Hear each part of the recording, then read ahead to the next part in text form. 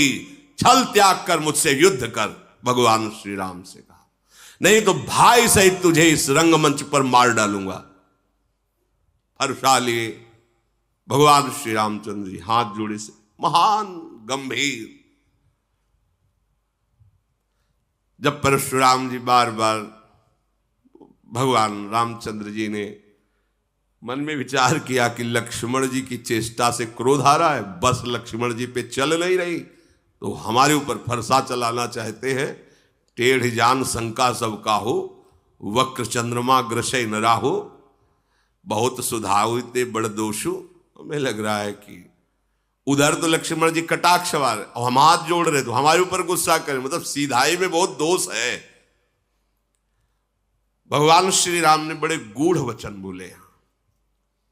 राम कहो रिस तजिए मुनीसा, कर कुठारु आगे यह सीसा, जेहिरिस जाय करी सोई स्वामी, मोहि जानी आपन अनुगामी। प्रभु सेवक ही समर कस, तजहु विप्रवर रोषु, बेसु बिलो के कहस कछु, बालक हूं नहीं दोष। प्रभु ये गर्दन आपके सामने, आप काट दीजिए, आप अपनी गुस्सा शांत कीजिए। मैं सदैव आपका दास हूं, तो दास और स्वामी में युद्ध कैसा? अगर बालक ने कुछ अनुचित बोला है तो आपकी समझ में, मेरी समझ में अनुचित नहीं बोला है। क्यों? क्योंकि आपका वेश ऐसा है। फरसा लिए हो, धनुष बाण लिए हो, बार बार कठोर वचन बोल रहे हो, तो आपको यह पता होना चाहिए कि रघुवंशी बालक है। सामने आकर के अगर कोई ललकारे तो दैन्य वचन और दैन्य चेष्टा करना ये रघुवंशियों में नहीं है। आपका कुठार बाण धनुषी देख करके, वीर समझ करके वो बालक ऐसा बकाया अनुचित नहीं है आपके भेष के अनुसार।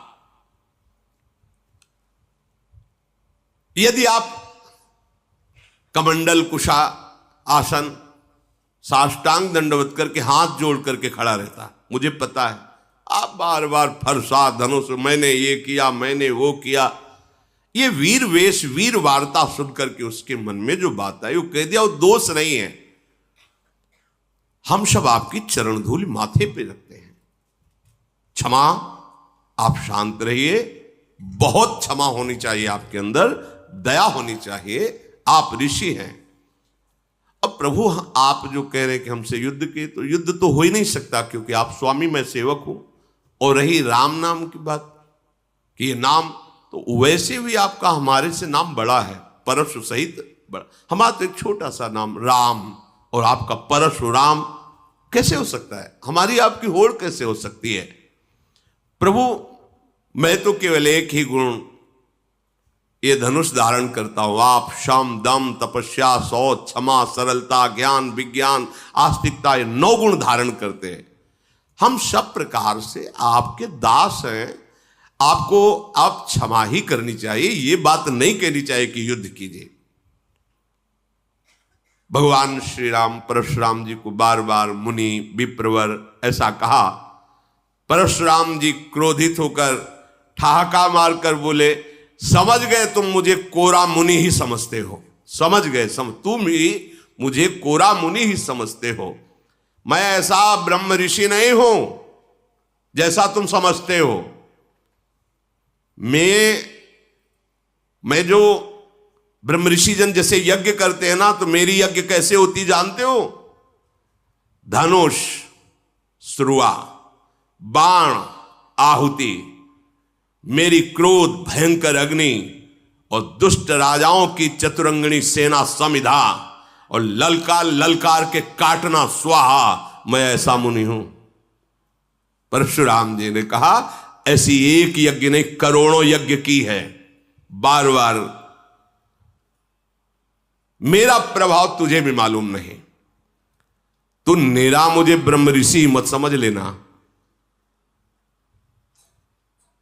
भगवान श्री राम हाथ जोड़े ऐसे खड़े, घमंड हो गया होगा तुमको, अजगो तोड़ दिया ना इस बात का मानो तुमने संसार पर विजय प्राप्त कर ली। प्रभु ने कहा विचार कर बोलिए, विचार कर बोलिए। बहुत कड़वा बोल रहे हो आप। मेरी अगर भूल भी मानते हो तो बहुत छोटी सी, पर आपका ये जो इस समय वचन निकल रहा है बहुत कड़वा है। यदि आप ऐसा कहते हैं कि निरामुनि नहीं है, आप वीर हैं, तो क्षमा कीजिए, फिर मेरी बात सुन लीजिए। त्रिभुवन में कोई ऐसा योद्धा पैदा ही नहीं हुआ जिसके आगे राम का मस्तक भयवश नमन करे। अगर आप ऐसा समझते हो कि आप बार बार मुझे मुनि समझता है, ब्रह्म ऋषि समझता है, तो आप एक बात समझ लो, त्रिभुवन में कोई ऐसा योद्धा वीर पैदा ही नहीं हुआ कि राम का मस्तक उसके सामने भययुक्त होकर झुक जाए। देवता, दैत्य, राजा, योद्धा पूरे त्रिभुवन के एक साथ मिल जाएं और रण में यदि हमें ललकार दे तो मैं सुखपूर्वक, चाहे काल क्यों ना हो, उसको भी नष्ट कर सकता हूं। ये भयवश आपके सामने शीश नहीं झुका रहा, मुनि मानकर ही झुका रहा हूं। और आपको बताया, हमारे रघुवंश में महाराज दशरथ जी देवराज इंद्र की सहायता करने गए थे। हमारे रघुवंश की कुल की ऐसी प्रशंसा है कि रण में यदि ललकार दे तो सामने चाहे कोई काल भी क्यों ना, कदम पीछे नहीं हटेगा। परशुराम जी के शरीर में कंप शुरू हो गया जब राम जी बोले कि आप अगर ऐसा समझते हैं कि मैं बार बार मुनि और ऋषि कह रहा हूं, तो आप ऐसे ऋषि नहीं, आप महावीर। तो आप इतना समझ लीजिए, भयवश राम का सिर झुक नहीं सकता, चाहे त्रिभुवन एक साथ होकर के लड़ ले, चाहे काल के सामने खड़ा हो। रघुवंशी कभी कदम पीछे नहीं हटा। फिर हाथ जोड़ा राम जी ने, कहा ऐसा होने पर भी आपके चरणों में प्रणाम है, मैं आपका दास हूं। और जो आपसे भयभीत हो गया वो जगत से निर्भय हो जाता है। जो आपसे भयभीत हो गया वो जगत में निर्भय हो जाता है। विप्रवंश के अस प्रभुताई, अभय होए जो तुम्हें डराई। नाथ, जो आपसे डर गया वो त्रिभुवन में निर्भय हो जाता। परशुराम जी की बुद्धि काम नहीं कर रही कि एक बार इतना शब्द मेरे सामने कह देना कि भयवश में सर नहीं झुका रहा, अगर काल भी हो तो राम का सर भयवश नहीं झुकेगा। मतलब वीरता ऐसी और बुद्धिमत्ता ऐसी कि आपको जो डर जाए तो त्रिभुवन में निर्भय हो जाए। बार बार वो सोच रहे हैं भगवान के गूढ़ वचन को कि ये सामर्थ्य तो एकमात्र मेरे आराध्य देव में है, हरि में, दूसरे में तो है नहीं। भगवान परशुराम जी ने कहा कि मुझे कुछ संशय हो रहा है, प्रभु निवारण कर लीजिए। तो उनका एक बार भगवान विष्णु ने मुझे अपना ये सारंग धनुष दिया था, कहा था कि मेरा अवतार होगा तब मुझे समर्पित कर देना। मेरे संशय निवृत्ति के लिए आप क्या इस धनुष पर प्रत्यंचा चढ़ा सकते हैं? भगवान ने कहा आदेश कीजिए आप। तो उनका मेरे संशय के नाश के लिए आप इस पर प्रत्यंचा चढ़ा दीजिए, क्योंकि दूसरा त्रिभुवन में कोई नहीं जो भगवान श्री हरि के सारंग धनुष पर प्रत्यंचा चढ़ा सके। वो केवल वही चढ़ा सकते हैं, दूसरा नहीं। तो जे ही देने को हुए तो अपने आप धनुष प्रभु के हाथ में जाके विराजमान, क्योंकि उन्हीं का नित्य पार्षद है।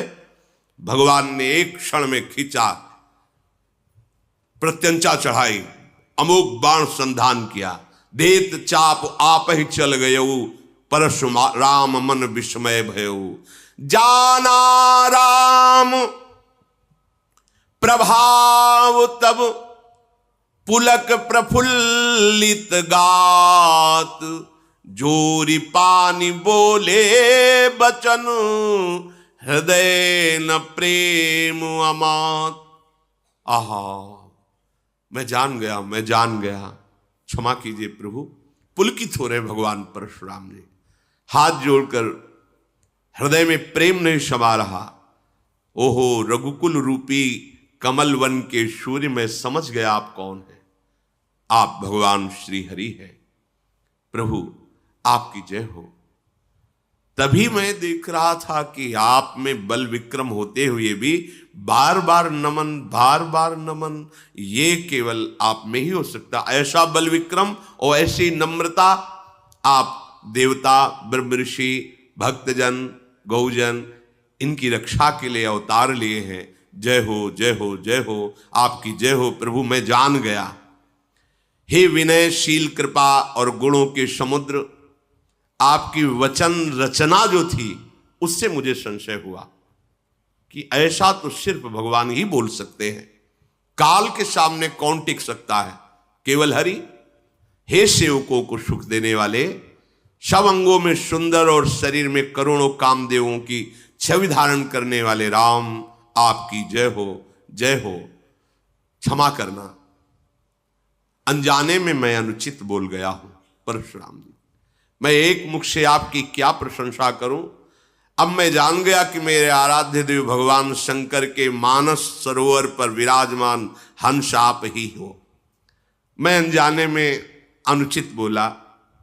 लक्ष्मण जी की भी तरफ देखा और कहा, आप दोनों भाई क्षमा करें, मैं जान नहीं पाया, इसलिए दोनों गुण मंदिर आप मुझे क्षमा करें।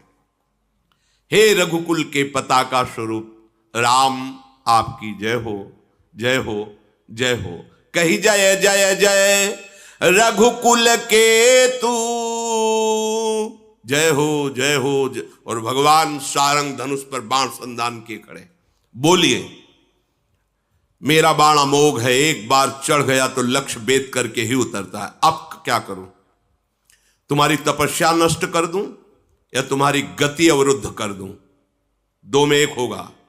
आज के बाद तुम साधारण मनुष्य की तरह पैदल चलोगे तो तुम्हारी गति अवरुद्ध कर दूं या सारी तपस्या पुण्य लोक जो प्राप्त किए उनका नाश कर दूं? परशुराम जी ने कहा, पुण्य लोकों का नाश कर दो, मेरी गति अवरुद्ध मत करो, क्योंकि पृथ्वी को जीत कर कश्यप जी को दे दिया है तो हम सिर्फ गंधमादन पर्वत पर जा, और वहां अंतर ध्यान गति से ही जा सकते हैं। इसलिए प्रभु मेरी गति को आप मत नष्ट करो, मेरे पुण्य लोकों को, तपस्या को नष्ट करो। तत्काल भगवान ने बाण के द्वारा उनके तप का नाश कर दिया। भृगुपति गए बनहि तप हेतु, पुनः तपस्या संचय करने के लिए गंधमादन पर्वत पर भगवान परशुराम जी गए। अब तो जो कायर क्रूर कर्मी राजा लोग, राक्षस लोग छुप छुप के राजा बन के आए थे ना, कि अरे धनुष भंग तो किया ही, परशुराम जैसे महावीर चरणों में माथा रख के जय जय करके चले गए, टिकना ठीक नहीं है, सब भाग गए। जितने क्रूर कर्मी राक्षस राजा बन के गए थे, अब तो देवताओं की दुंदुबियां बजने लगी, फूल बरसने लगे। सब जनकपुर के जितने स्त्री पुरुष और भक्त राजा है सब आनंदित हो गए। जनक जी का जो सुख हृदय में उत्पन्न हो रहा है उसका कैसे वर्णन किया जाए। मानो किसी दरिद्री को बहुत बड़ा खजाना मिल गया हो। सीता जी निर्भय हो गई। ऐसा सुख हो रहा है जैसे चंद्रमा का उदय हो गया हो और चकोरी रूप पान के लिए लालायित हो। जनक जी ने विश्वामित्र जी के चरणों में माथा रखा और कहा, प्रभु आपकी कृपा से सब मंगल ही हुआ, नहीं तो परशुराम जी को देखकर लग रहा था अब बड़ा अमंगल हो जाएगा। रघुनाथ जी ने धनुष तोड़ा, हमें कृतार्थ किया, अब आगे क्या होना चाहिए आप कृपा करके कहिए। मुनि ने कहा कि वैसे विवाह तो धनुष के अधीन था, जो धनुष भंग करेगा सिया जी का विवाह वो तो हो गया, पर कुल परंपरागत के अनुसार अब होना चाहिए। इसलिए तुम अपने कुल का व्यवहार करो जैसा ब्याह का होता है, और तत्काल अयोध्या को दूत भेजो और अयोध्याधिपति महाराज दशरथ को सूचना दो कि आप बारात लेकर के आओ जनकपुर, और यहां फिर कुल के अनुसार ब्याह हो। ऐसे ये महारश्म देखो, भगवान हमारे सब रूपों में है।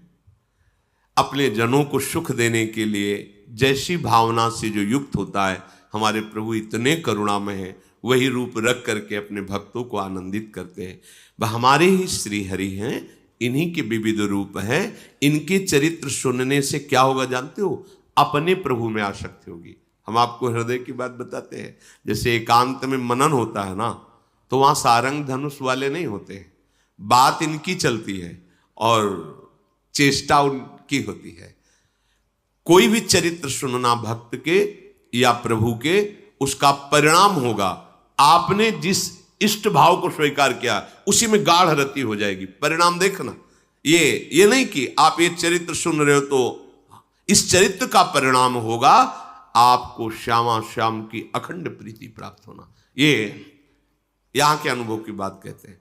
महापुरुषन ने सब रस गायो, ध्रुवदास जी ने, महापुरुषन ने सब रस गायो, पर देखनो ये है कि उनको हियो कहां ठहरानो, ताही गहनो।